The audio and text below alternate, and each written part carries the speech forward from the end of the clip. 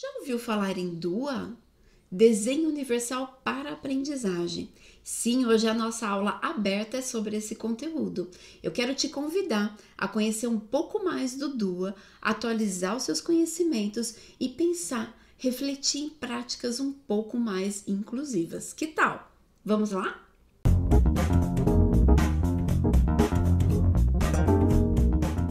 Olá, bem-vindo, bem-vinda. Eu sou a professora Fabiana Leme, sou da Inclutopia. E se você está aqui, assistindo essa aula aberta, é porque você tem o desejo, você quer conhecer, quer se atualizar, não é? E isso é muito importante aqui na Inclutopia. É por isso que a gente produz esses conhecimentos, esses conteúdos para auxiliar, a sua atualização e a gente poder refletir um pouquinho junto, pensando numa educação realmente numa perspectiva inclusiva, não é mesmo? Por isso, antes de começar a aula, eu tenho um convite para te fazer. Você já participa do nosso Inclusap ou do nosso canal do Telegram?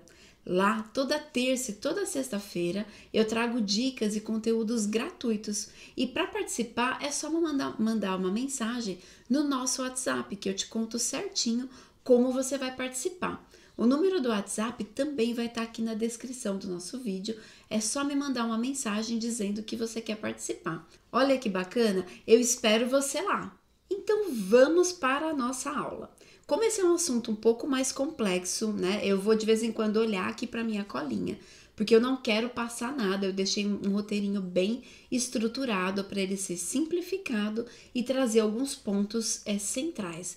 Ele não tem o objetivo, esse vídeo não tem o objetivo de aprofundar nas questões e nas concepções do DUA, mas você precisa ter um panorama geral, de como ele foi pensado, de como ele foi estruturado, para você ir avançando aí nos seus estudos, tá bom? Então eu vou te explicar mais ou menos como que será a nossa aula. Na primeira parte eu vou te trazer informações de como ele foi iniciado, o que inspirou, quais são os conceitos gerais e no final aqui da nossa aula, lá na última parte, eu vou trazer o que a gente não pode fazer, certo? O que não deve ser feito. Então confira essa reflexão no fim da aula, certo? Não vai abandonar logo depois dos primeiros conceitos, porque mais importante ou tão importante quanto saber o que é saber o que eu não devo fazer, a gente refletir sobre o que a gente não pode fazer, tá bom? Alguns erros que a gente às vezes acaba cometendo, tá? Quando a gente encontra uma nova concepção. Então, o que é o DUA, certo? O que inspirou o DUA? O desenho universal, ele na verdade ele é um movimento baseado no movimento da arquitetura, arquitetos lá da década de 70, que eles criaram um conceito chamado desenho universal. Essa abordagem ela se baseia numa visão de design, de ambientes, de produtos que são previamente pensados para permitir o uso do maior número possível de pessoas. Quando a gente fala o nome universal, a impressão que a gente tem é que ele se propõe para toda a diversidade, que a gente tem na questão dos seres humanos. Mas não é isso. Como a gente pensa, por exemplo, numa variação, eu vou colocar aqui numa curva, onde eu tenho a média, a grande maioria da população, eu sempre tenho 5% ali, mais ou menos, que estão aquém dessa média, 5% que estão além dessa média. O desenho universal, ele procura atender, então, esses 90%, que não é o que acontece hoje.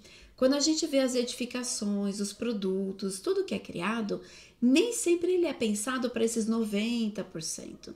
Então, a falta de acessibilidade, a falta, por exemplo, de praticidade no uso dos produtos. Às vezes você vai abrir uma embalagem e você fala, nossa, quem foi que pensou nisso, de repente você tem alguma dificuldade para abrir uma embalagem, para acessar, de repente, uma informação, numa placa, num elevador, num ambiente, numa sinalização. Então, o desenho universal, ele se preocupa com essas questões. E quando a gente pensa, nessa questão do desenho universal lá na arquitetura, qual que era a proposta? É que o projeto, tanto de espaços quanto de produtos, ele já saísse pensado, para evitar as adaptações.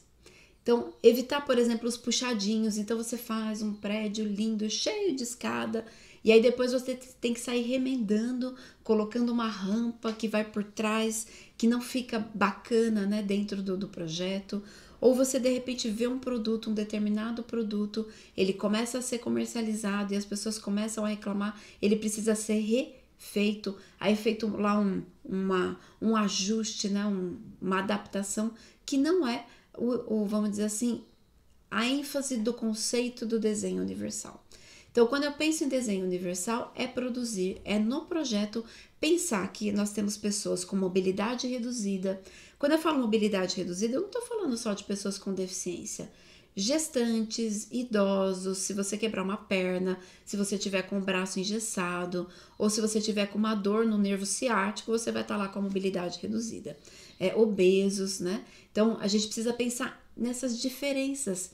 E quando a gente pensa nessa diversidade, a gente observa que eles não são a minoria.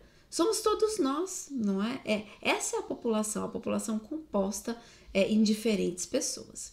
Todo esse movimento do desenho universal, né, ele impactou, não é, a questão da educação e ele influenciou alguns educadores pensando em quando a gente tem as turmas, né, as nossas turmas, os nossos estudantes, nós já saímos daquela concepção de turmas homogêneas, né, de nivelar os estudantes, de ter, vamos dizer assim, aquela homogeneidade na sala de aula.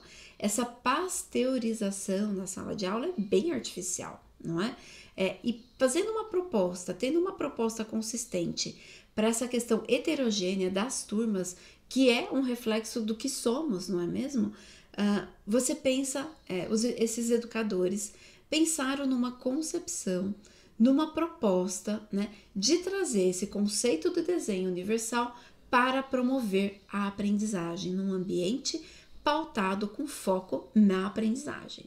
Então, pensando, né, esses educadores, como garantir, né, o acesso aos conteúdos curriculares para os estudantes que se diferenciavam em questões de habilidades, tanto motoras, intelectuais, sensoriais, não é mesmo? Como trazer, né, a partir do uso das novas tecnologias, incorporando as novas tecnologias, trazendo o acesso integral ao currículo e não trazendo as adaptações, os puxadinhos. Como ampliar, vamos dizer assim, o ensino para trazer essa aprendizagem qualitativa para mais pessoas. Então, esse é o movimento, né, encabeçado, ele foi, na verdade, primeiro ali estudado e pensado dentro da Universidade de Harvard, liderado por David Rose, certo?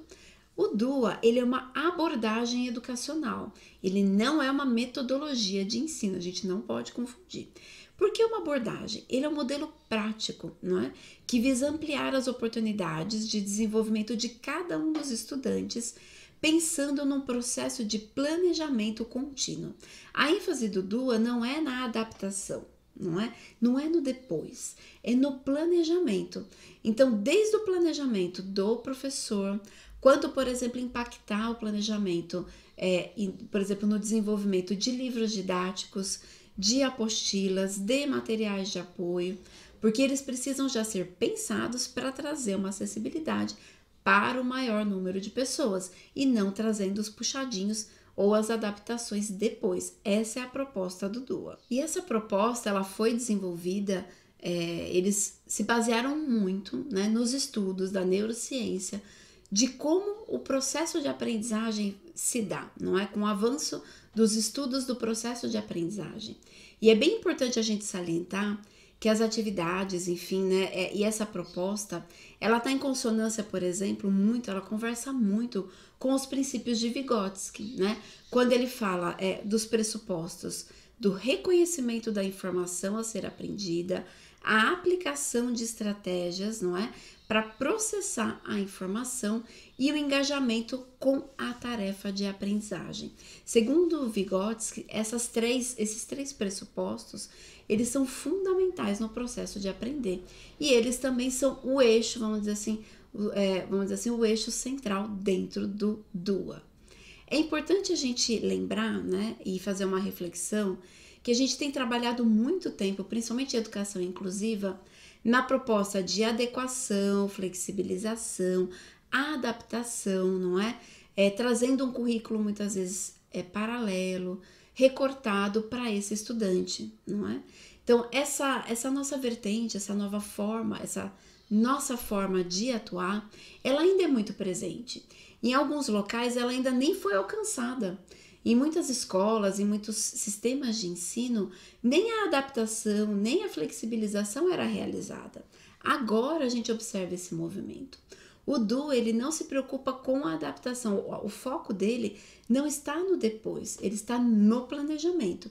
E é um pouquinho do que a gente vai conversar hoje. Lembra que eu falei que essa aula não tem o propósito de aprofundar o Du, ele é bem mais complexo, certo? A gente vai precisar de outros encontros, mas você vai ter um panorama geral. O que é importante ficar desta aula? Que ele não é uma metodologia de ensino, certo? E que ele tem, vamos dizer, o foco dele é no planejamento, né? Não necessariamente no planejamento para o estudante com deficiência, mas no planejamento para aquela turma, certo? Com toda a sua diversidade.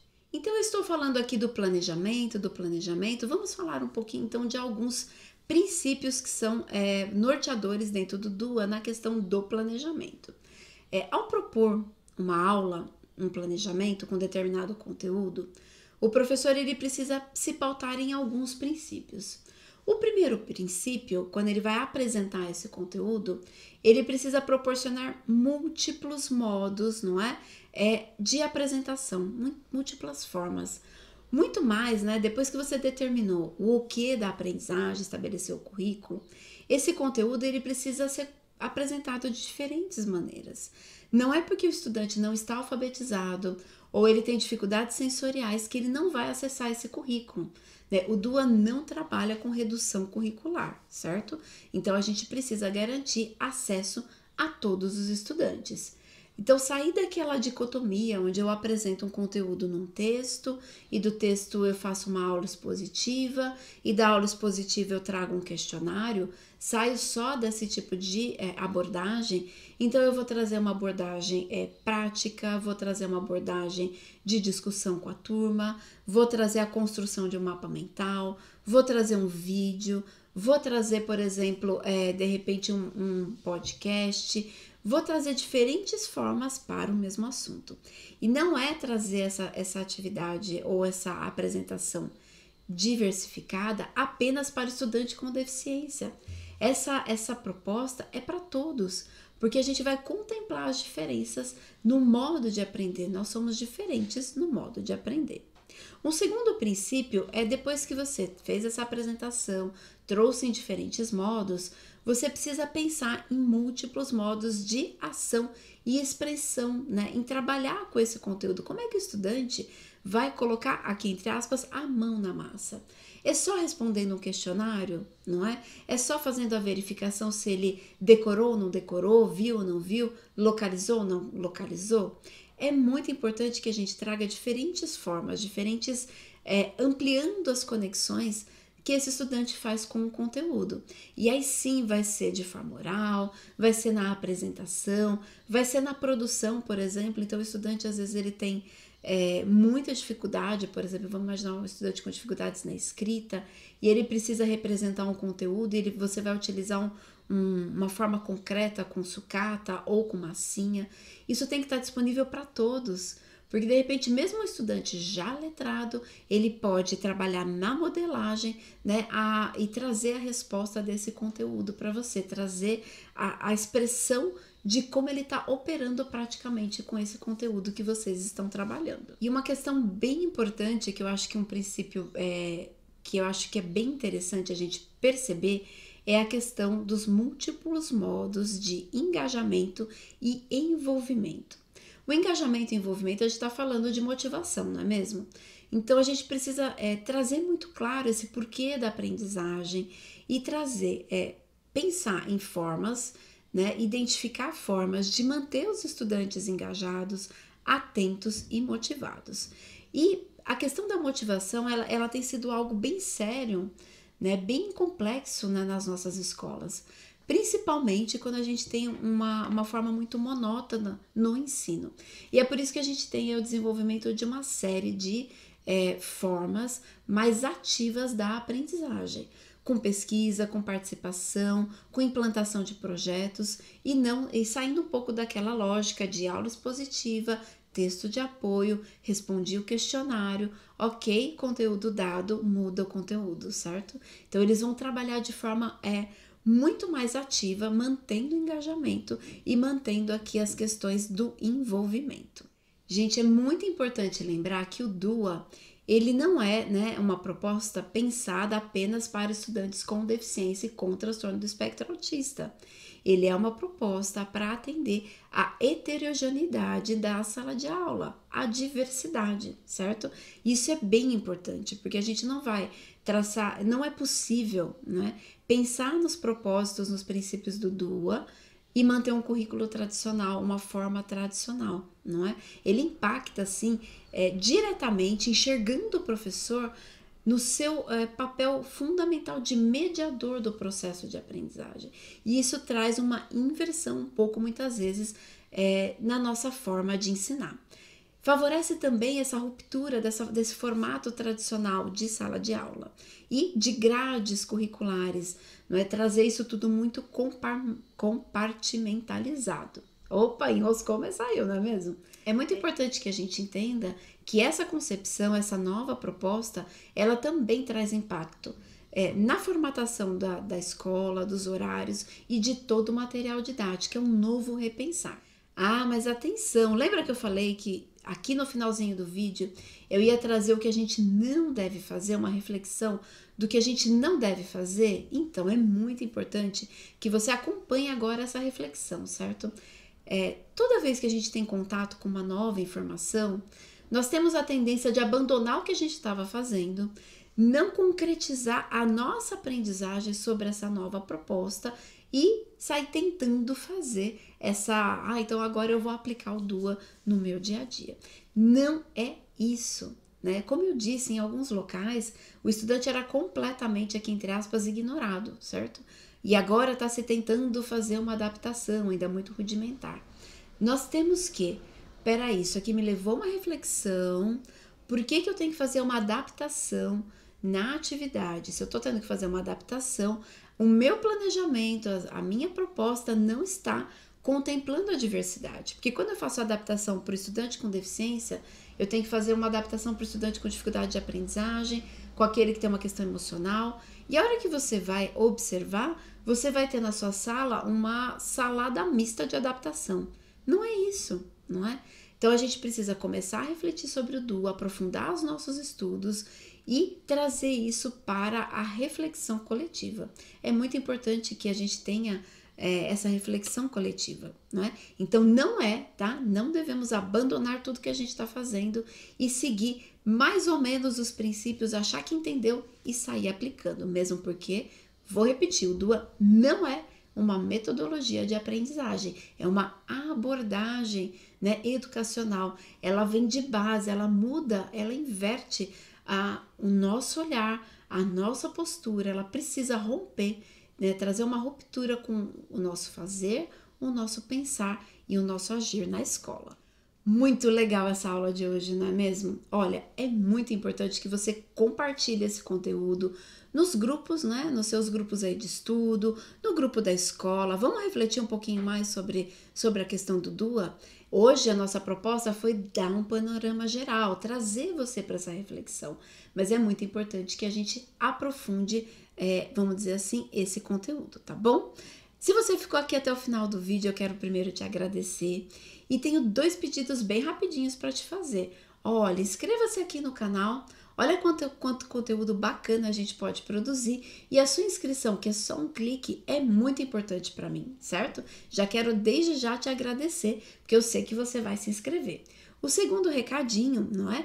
É para que você vá conhecer o nosso site lá na Inclutopia, eu vou deixar o link aqui na descrição.